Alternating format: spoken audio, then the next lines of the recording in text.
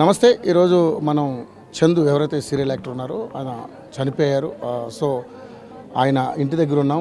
ఇక్కడంతా కూడా చాలామంది అందరూ కూడా ఆయన అభిమానులు కావచ్చు, అలాగే సీరియల్ యాక్టర్ చాలామంది కూడా బాధాతప్త హృదయాలతో ఆయనకి నివాళులు అర్పించడానికి వచ్చారు. సో మన ముందు వారి తండ్రి గారు ఉన్నారు.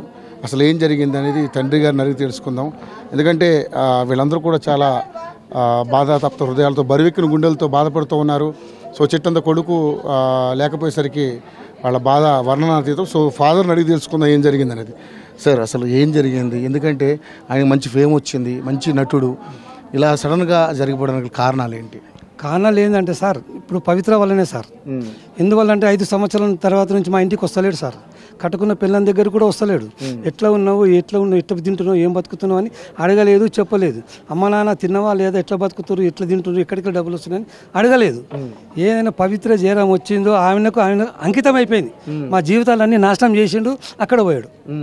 కానీ చాలా మంది అదే మాట్లాడుకుంటున్నారు బయట ఇండస్ట్రీ. ఉన్న వాస్తవం 100% సార్. ఓకే. సో మరి మీరు ఏం వారించలేదు? ఎప్పుడు వాదించినా సార్, మీరేం చేస్తే నా బతుకు నేను బతుకుతా, నాకు ఆమె దేవత. ఓకే, ఒకటే మాట అంతే. ఓకే. మరి అంటే దీని గురించి మీ కుటుంబ సభ్యులు కూర్చోబెట్టి మాట్లాడినా కూడా మొన్న 16వ తరగతి కూర్చోబెట్టి మాట్లాడినాం సార్. పెద్ద మనుషులను కూర్చోబెట్టి మాట్లాడినాం. కొంచెం ఢిల్లీగా ఉండే మాట్లాడితే చెప్పాడు, డాడీ నేను 2 రోజులు బ్రతుకుతా, నేను ఉన్నా. మా కోడతో చెప్పాడు, నాకుతో చెప్పాడు, కుటుంబ సభ్యులు పెద్ద మనుషులతో కూడా చెప్పాడు. నేను పవిత్ర చేయడం పిలుస్తున్నది, నేను పోతున్నా, పిల్లల్ని చూసుకో, బతికిస్తావా చంపిస్తావా ఏం చేస్తావు, నువ్వు కాపాడుకుంటావా, నీకు అప్ప చెప్తాను, నువ్వు చూసుకో. ఓకే. అది ఆమె కూడా చెప్పింది. చెప్పిన తర్వాత కుటుంబ సభ్యులు పెద్ద మనుషులు అందరూ కూర్చొని, ఏం మాట్లాడుతున్నారా నువ్వు, అదే నా మాట మాట్లాడేది, చేసుకునేది ఎక్కడ పోతుందిరా, అది మధ్యలో వచ్చింది, మధ్యలో పోయింది కదా, మర్చిపోయిగా ఇక్కడే ఉండు. లేదు నేను కూడా పోతా, నేను ఉండా, ఇది ఒకటే పట్టు. ఓకే. సో మీరందరూ కూర్చొని మాట్లాడినా కూడా వినలే. అది మొన్న జరిగింది. నిన్న ఉదయం 9 గంటలకు ఇంట్లో నుంచి బయటికి వెళ్ళాడు. బైక్ తీసుకోలే, ఏం తీసుకోలే, ఒక కవర్లో షర్టు పెట్టుకున్నాడు, పోయాడు. మా బిడ్డ అడిగింది, ఎక్కడ పోతున్నావు అన్న అంటే, బండి యాక్సిడెంట్ అయింది కదా, స్క్రాప్ అయింది కదా, దానికి ఇన్సూరెన్స్ చేయించుకొస్తా, లక్కడి కప్పులు పోతున్నా అమ్మ అని చెప్పాడు. 9 గంటలకు పోయాడు. 10 అయింది, 11 అయింది, 12 అయింది, 1 అయింది, 2 అయింది, 3 అయింది. ఒక 50, 100, 200 ఫోన్లు చేసినాం. చుట్టుముట్టు దోస్తులతో కూడా చేయించాం. ఒక్క రెస్పాన్స్ లేదు. ఆఖరికి 4 గంటలకు మా కోడలు శిల్పి ఏం చేసింది, ఇటువంటి పిల్లలు 3 మణికొండ పంపించింది. అరే గాడికి పోయిరా, పోతే ఆడికే పోతాడు, అక్కడే ఉండండి, ఇంకా వారం కూడా కాలే కదా, అక్కడే మనసు పెట్టుకుని అని చెప్తే 3 పిల్లలు మణికొండ వాళ్ళ రూమ్కి పోయారు. 502 అపార్ట్మెంట్లో. ఈడు పోయిండు సార్, ఇక్కడ నుంచి పోయిండు, డైరెక్ట్ ఆ రూమ్లోకే పోయిండు. 10 గంటల 5 నిమిషాలకి వాచ్మెన్ వచ్చి, అరే గిరి డోర్ ఓపెన్ చేయి, నేను ఉంటాను అంటే, సరే లోపల వెండి గొల్లమే, సార్ టీ కాఫీ ఏమైంది, ఏమన్నా టిఫిన్ తేవాలని, ఏమొద్దు నేను చేసుకొని వచ్చినని చెప్పిండు.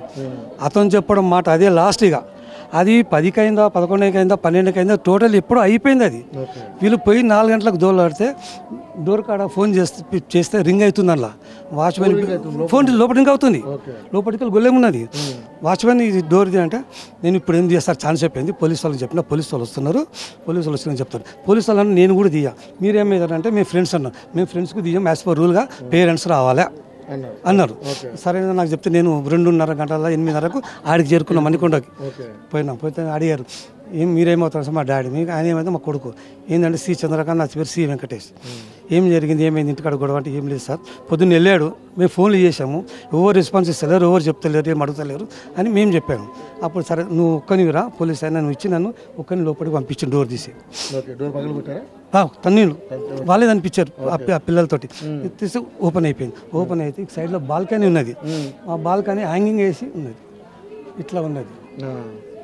ఓకే, ఈ 2 కాళ్ళు ఉన్నాయి కదా సార్, దీన్ని తాడు ఎవరు కట్టిరు?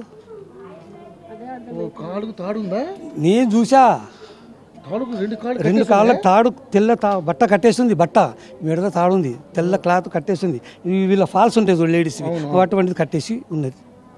ఆడు ఎట్లా కట్టుకున్నాడు, ఎవరు కట్టారు, మాకు అది కావాలి. మేము పోలీసు వాళ్ళని అడిగినాం, ఇప్పుడు ఏం లేదు సార్, తొందర పడకు, చేస్తాం మేము, ఇప్పుడు పోనీ బాడీని ఉస్మానియాకి పంపిస్తాం. అది కూడా వాళ్ళు పోలీస్ స్టేషన్ పంపకుండా డైరెక్ట్ ఇక్కడ పంపించారు వాళ్ళు. అంటే ఇప్పుడు ఇది మర్డరా లేకపోతే ఆత్మహత్య, అది మీరే చేయాలి, తెలవాలి.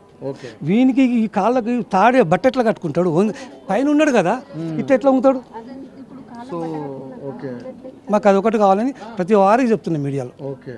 సో అయితే మొత్తానికైతే ఇది అంటే పవిత్రని మర్చిపోలేక ఆమె కూడా చనిపోయింది కాబట్టి ఆయన హ్యాంగింగ్ చేసుకున్నాడు అనుకున్నారు అందరూ ఫస్ట్. కానీ ఇప్పుడు బట్ట కట్టేసరికి మీకు అనుమానం మాకు అనుమానం వస్తుంది.